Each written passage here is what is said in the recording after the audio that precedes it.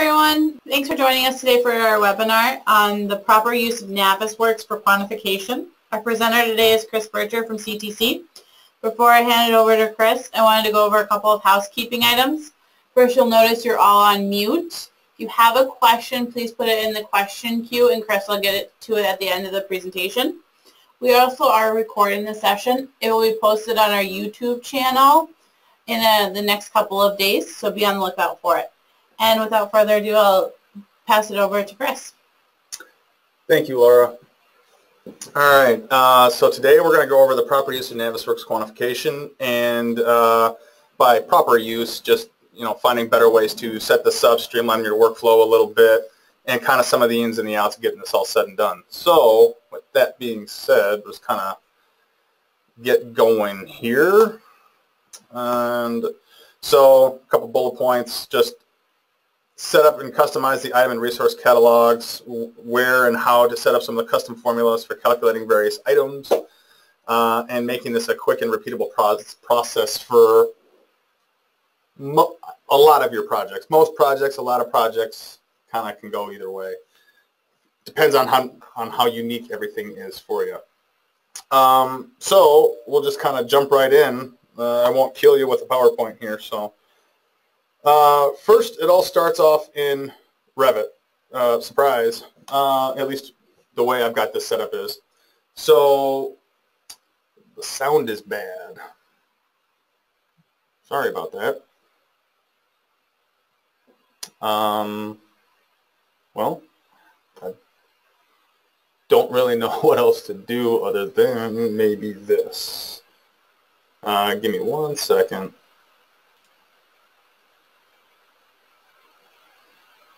And maybe I'll just not talk as loud. All right, so, oh, that is really spiking. So we're going to start in Revit, and I've got a couple of different ways I like setting this up. One way is to have a Revit file kind of as your template. You'll link all of your building models in, and I like to set up specific views based on how I want to export this. So I've got my architectural elements, I've got my electrical, mechanical, plumbing, structural, and you can get as finite with this as you'd like. So when it comes to wanting maybe interior versus exterior walls, you can go ahead and set up a couple of filters so that you, based off of the wall's function. So, show me only exterior walls, show me only interior walls, show me only bearing walls, that kind of deal. And that is all based off view filters. You can do it, or you can base it off, if the projects are big enough, base it off work sets, this, that, and the other thing. I like doing it here. One way is I can set up this template. Another reason is I'm a lot quicker in Revit. And I would imagine there's a number of people out there that are probably a lot faster at setting stuff up in Revit than they are at setting stuff up in Navisworks. So as you can see, I've got a handful of different views set up. We've got roof views. I've got furniture, which includes my casework in case I want to quantify some of that information.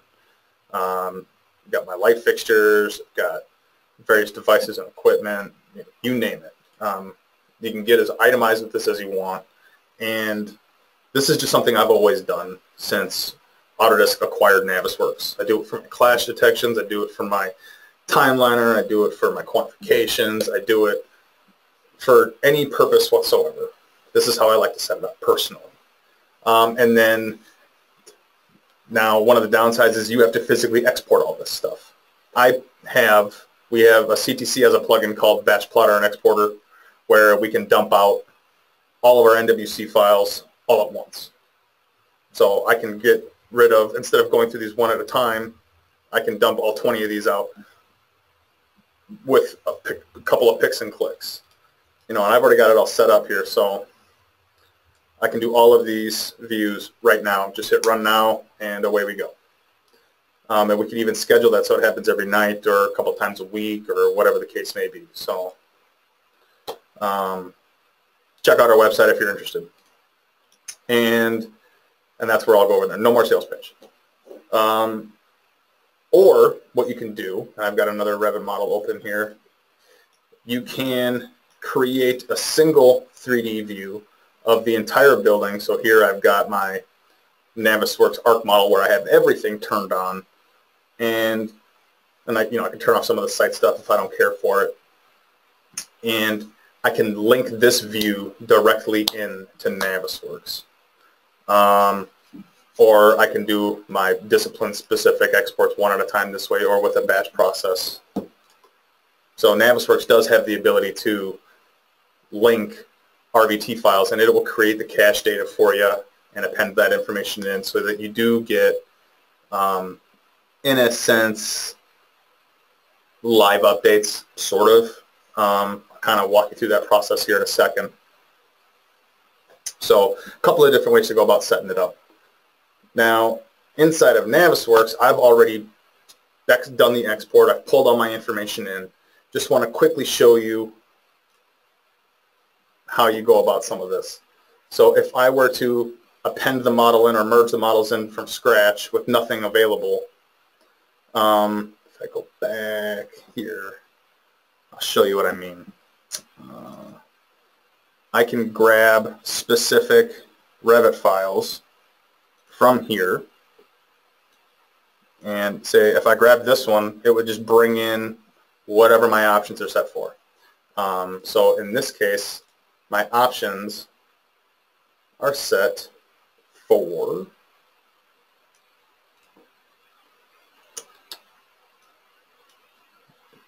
a Navisworks view. So it'll generate that view for me automatically. Or I can choose the first 3D view in the list, first one that it finds. That's why I threw an exclamation point in front of mine, called it Navis ARC model. That's the view it would link in or append in, and that's what I would see. Or I can just do the entire project and get everything no matter what. So it's kind of up to you how you want to do this. Again, my personal preference is to take ownership of all the models in a singular Revit file, create all the views that I need to, set up filters the way I need to, and batch process my exports that way, because I have that tool. If you didn't, it might be easier just to link the Revit models in as is. Okay? All right.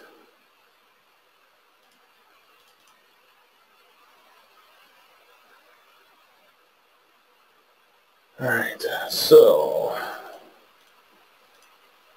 all right, now, let's see here. So what I've done is I've appended in everything that I've exported manually, so you can see it's nice and somewhat itemized. And if it helps you set some of this stuff up, you can hide everything except for maybe walls, hide stuff down, parse it down a little bit, so it's a little bit easier to work with, okay? Again, it's a preference thing. It's up to you if you want to go about that route. And then you start to, some of the things that we can do to, and another thing we can do to kind of speed this process up here is setting up how we want to quantify our elements. So I'll just unhide everything here real quick. So one of the things that we like to do for various items, whether it's clash detection, timeliner, in this case quantification, is we can set up selection sets or search sets. Okay. Now those things can be a little time consuming, all right? You know, because now we have to go through, use find items, select the file or all the files, and set up kind of this search rule-based search criteria.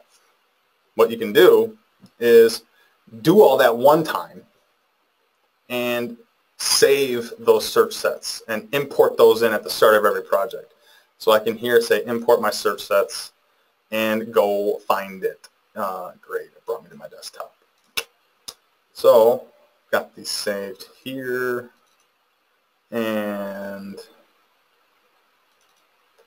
there's my search sets. Open those up, and here we have them. So now I've got a set for walls, a set for double doors, single doors, my steel framing, some footings, and you can go through and set it up for anything that you could possibly need. And it can be brick walls versus CMU walls versus cast in place versus precast versus any type of wall that you can think of. 6-inch partitions, 8-inch partitions, fire-rated walls, fire-rated doors, up. I mean, really the list goes on. However you want to be able to itemize this quickly is how you should set this up. Okay? And you have the ability, and what's nice about this is that it's always looking for the same criteria set. So with brick walls, I'm looking for the material contains brick in any of these files. Now, if I had brick pavers or something along those lines, or we had various styles of brick versus hosted to certain things, I could, contain my search to specific files instead of doing everything. Same goes for doors and framing and footings and ceilings and fixtures and the whole gambit.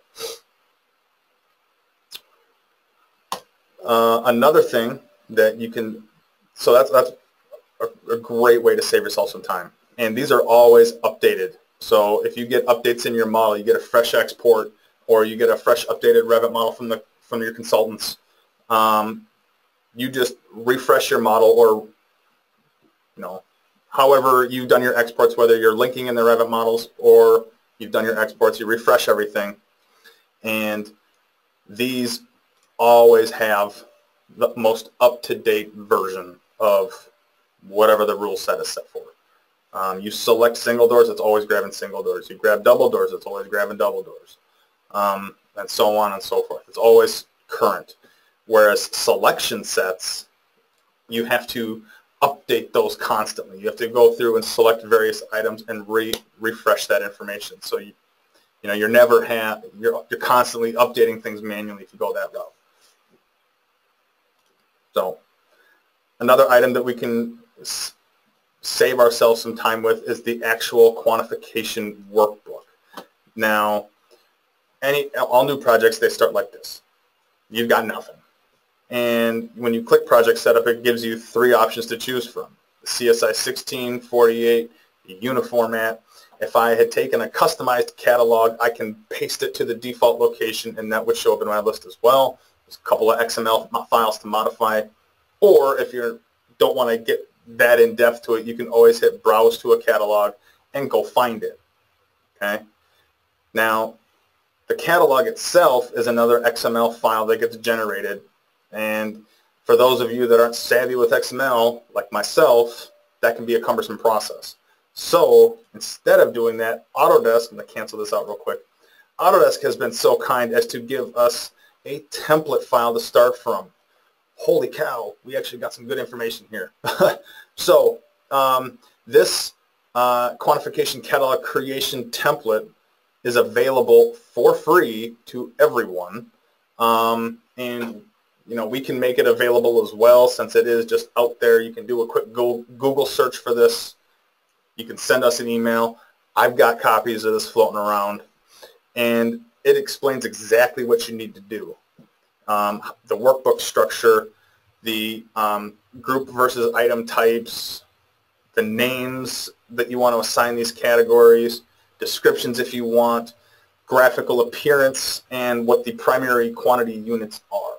Okay, so, and that's all you need, and that's the items, and then they have the resources here as well, where you can go ahead and pick your the breakdown structure you want to use, the group versus resource, and kind of how it's categorized, names, descriptions, and again, quantities, or primary quantity units. So this is all here for you at your disposal. I've gone through and done a quick little setup on one, just using the Uniformat classifications method. So A through G, and this is kind of how you got to set it up a little bit. So you need to find a way to create that separation between the parent group, the main groups, and any subgroups and items beneath that. A good way to do that is with a period or a slash in your character, and it tells you this in this template here. So start filling this stuff out, and depending on how you want to set this up, it could take a while. You can also match this to the formatting in which you use for whatever quantification application that you're using, whether it's Timberline or some other format that's, I think RS Means has something on their website, some online version that you can use. There's various things that you can go ahead and customize this to meet whatever format that you want. So as long as you have some type of separator there and you're defined whether it's the parent group, subgroup, or the actual item that's being quantified itself, those are the two most important things. The name can be anything. The colors and graphics you can set up manually, or the program will do it for you. This little macro will do it for you. I let the macro do it. And once you fill all this out, you hit Export Catalog up here in the upper left-hand corner off your Add-ins tab. It will define the transparencies and the colors and generate the XML file for you. And same with your Resource tab. It does all that work for you, so you don't have to think about it. Once it's done, it's done. Then inside of Navisworks, you go through Project Setup, browse to that catalog, and here is my demo catalog. You open that. Next, pick your units, and then how your units are quantified, what the default values are. So coming from Revit, a lot of the stuff is in feet. I can do my square feet. Volume can be cubic feet or yards. And a lot of this stuff, once you set this stuff up, it's good for the rest of this file. And then you can make additional overrides later on if necessary. You hit Next. And I'll hit Finish. And here we go. Brings everything in.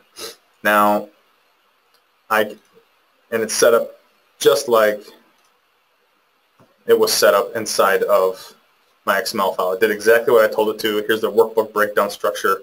If I'm not happy with anything, I can jump into my item catalog and make adjustments. Like if I don't like a particular color for this project, or if I need to add something that is more unique, I can come here and make those additions as necessary.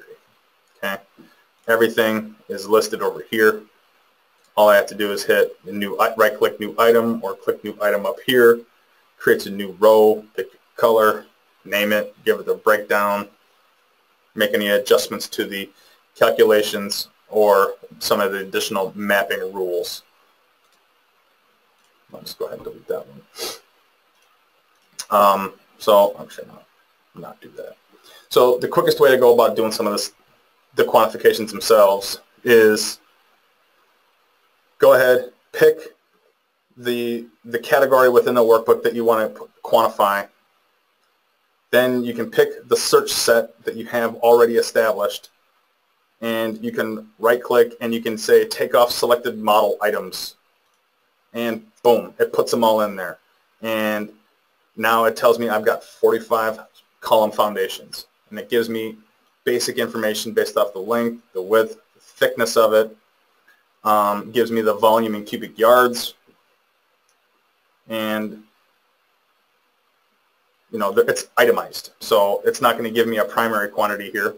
I could set it up to, if I had walls, I could put a formula in there to show me the number of studs within a wall based off of whatever rule you put in there. If you want 12-inch spacing, 16-inch, mark it up a little bit for waste, or if you've got a specific way of framing corners or bearing locations around windows and openings. Put all that information in here if you'd like. Sometimes it's easier to do it outside in some type of an Excel-based situation.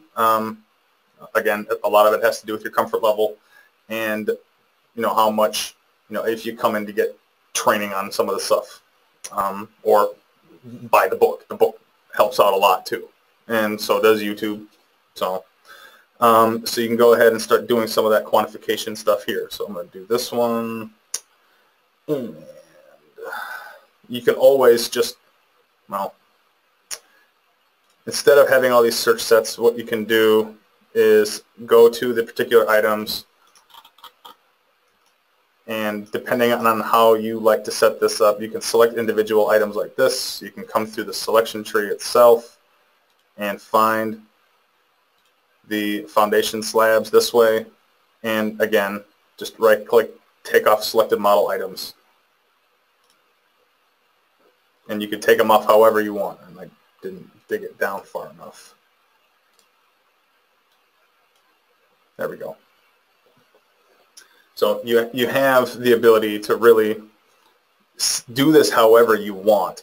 I would highly, highly recommend that you build search sets and bring those in on an as-needed basis. And it will take it's so much faster. It's always up to date. Always up to date. So now what I'll do is this. Go to my interiors, let's say. Interior construction, interior doors. And I will go to swinging doors, grab single here, right click, take off selected model items, boom. All 132 doors are now listed. Okay. And the shell.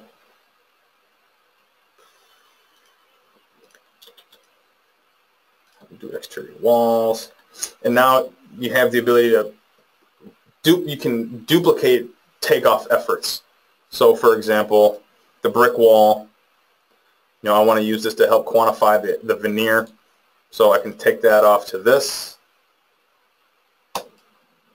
and I get a ton of walls visible. Then I can go ahead and if I needed to go exterior wall, interior skin, I can take off those same wall types to this list as well so that I can quantify the number of studs or the gyp and the paint that's being associated with that. I can go ahead and take all that stuff off here so that I'm not, turning my walls into construction parts, and so that I can get the various components that are built into that. That's one way of doing it, and splitting things up, you have a lot more elements to select and to manage, and maybe it's easier to do it that way, but not necessarily all of the time. So, so there's that. Holy cow. Getting close to out of time. So I just want to go ahead and I'll do one more, and just so you guys can see a lot of this stuff. So I'll do my structure. I'll just do some quick steel framing just to have something taken off here. All right. Then you do your exports. Export your quantities to Excel, or I can export selected quantities to Excel if I don't want everything. Oh, okay. I'll do some pipe duct real quick.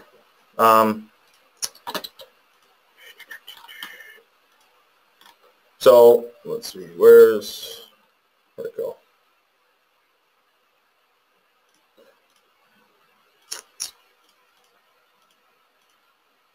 So ductwork and piping can get a little interesting simply because there are items that you don't necessarily need to bring in.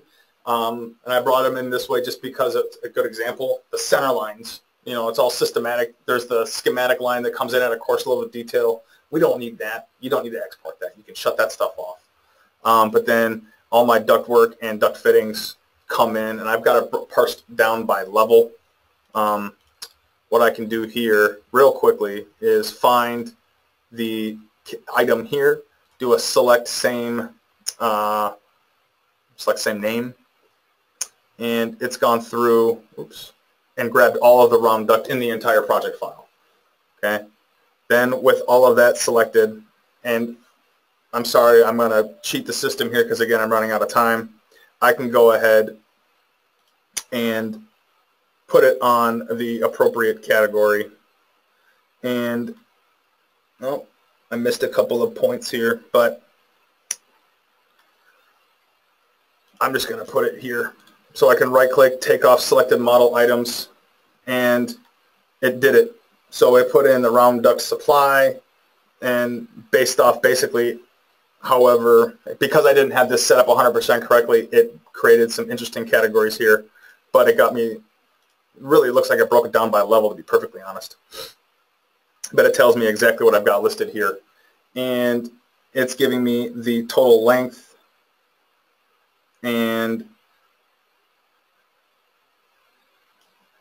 well, any other information that I could possibly need, which isn't much. But if you've gone through and you could set up your search sets by system category or system classification, so you can get your hydronic piping sorted out accordingly. You can even break it down by supply versus return, or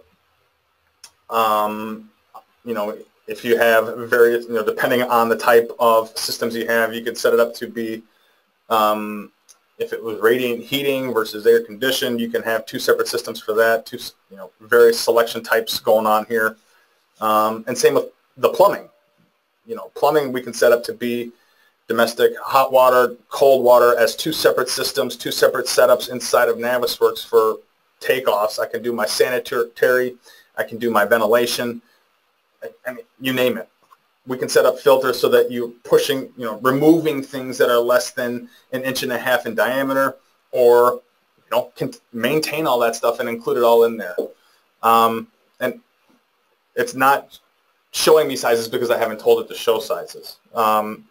If you want, you can go through the item catalog and you have the ability to map specific properties. So I could go ahead and create a custom takeoff property to say, give me the size of this ductwork. And, depending on, I'm just using all generic stuff right now because that's the file that I was given or had available that wasn't proprietary information. So all our stuff is just generic out of the box Revit goodies. But if I had placed 6-inch duct versus 10-inch duct versus 12-inch versus 36-inch, we would be able to parse it down based off that. And a lot, this is pretty much showing it based off of the family name. We could nickel and dime it down to the type name and specific property values that are inside of Revit, which gets translated inside of Navisworks. And that goes for everything, not just the piping and ductwork, but any element whatsoever. Now I just want to quick show you this, and then there's a couple more questions that I need to answer before I cut you guys loose. So do a quick export of my quantities, and it's going to does a quick export. Obviously, the more stuff you have, the longer it takes, as does anything. And this is how it brings it out. So it's a lot of information because I just said bring out everything. But real quick, all data is everything that's in the model itemized to the T. We have the ability to parse it down to our resources that we've assigned. I can go to individual items or go to the items pivot table, which allows me to minimize some of this information here. And so I can just find out exactly what we have. So I can find out the total number of doors, single doors that I've used, double doors that I've used, total length and area of the brick that's being, in this case it's just the exterior wall veneer, but I've got total length and surface area available to me. So I'm getting a lot of my primary numbers here that I need to put together some quick calculations to find out how much I'm spending on all of this stuff. And it's exactly what your Revit model is giving you. Okay? If you're receiving models where people are being too quick and not really paying a whole lot of attention to everything, you're going to get some very schematic numbers. And it's great to help out with a DD phase cost estimation. But as it gets dialed in, the numbers will get more and more accurate as you progress through the process. And you may need to run through this thing 2, 3, 4, 5 times, depending on when you are getting these files and what level of detail these models are being done at, and how much information is being included inside of the Revit model versus, how much is being included inside of the Revit model and how much is being left out. If stuff is being left out and you know that, you can do 2D takeoffs, and you can bring PDFs in, and you get the ability to do a whole slew of 2D takeoffs as needed. And that will be a follow-up seminar or webinar session in the future, and we'll make sure that all of you guys get notified of that. So, holy cow. All right, we're out of time. There's a couple other questions. Got that one. How does it know which views are Navis views in Revit? Well, it doesn't. It makes one. So if it says, you know, export the Navisworks view, it just, if it doesn't, it just makes one. And it's kind of random, and you don't really know what you're going to get. It's kind of annoying and extremely frustrating, and that's why I personally, without the proper setup, don't use linking of Revit models in unless I have one view set up that shows up at the top of my browser, at the top of my 3D views list, the first thing it's going to find. But normally it's either I link in the entire model and I get what it is, whatever's been modeled, all the RPC content, imported CAD files, massing, you name it, you get everything. That's why I prefer to jump into Revit and set my views up and batch export. I have way more control over what I actually get. I don't need to dump out all the furniture if I don't want it, or the equipment, or other things, because maybe someone else is quantifying that information. I need the building, finishes, maybe the casework, depending on, you know, what you're responsible for quantifying. And I hope that answered the question. And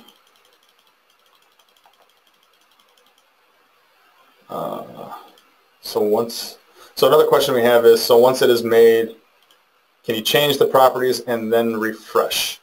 I guess so. I assume for the Revit view. Okay. No, because it's not. If it's creating its own, it's not actually saving that back to the Revit file. So you wouldn't be able to go back into Revit, make that change, and try again. But what I typically do in that case, and I've slipped up and done it a few times that way, I end up getting into generating my selection sets and my search sets here. So if I go back to this, then I will start generating search sets based off certain categories. Like, you know, if it brings everything in, awesome, I can turn things off as needed and never worry about it again. If I'm missing information, then you hit new file or reset and go back into Revit and make the views, or make a view, or just say entire model through the options. And if you set this up once, you're good to go. If you set it up for an entire project, you just get everything all the time, no matter what. You're safe. It's a user profile configuration. You never have to think about it until you upgrade to the next version, say 2018, or until you switch computers or you get a fresh reinstall. It's a one and done kind of deal. So, all right. Are there any other questions?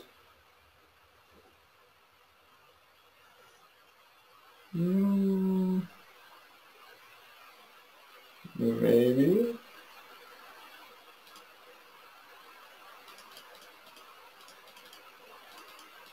Doesn't appear at this point. All right. So, oh, got one more pop in. What was that option to turn on pipe sizes again? You know, for the most part, that's something you do. What I particularly do is do it in Revit. But if you needed to do it here, I would recommend doing it through your search sets. So you go by element, and you look for, say, diameter, and say equals or contains, you know, equals, and then you can pick your size that way. build a search set, and then you're always going to get your 8-inch pipes or your 6-inch pipes or whatever the case may be. That'll be the quickest way to go about doing this. And build it as a search set, include it with all your exports so that when you import it in, you've already got it done. You never got to think about it again. Otherwise, you set that up specifically inside of Revit, again, with additional filters. So, and that's all through Visibility Graphics, Filters tab.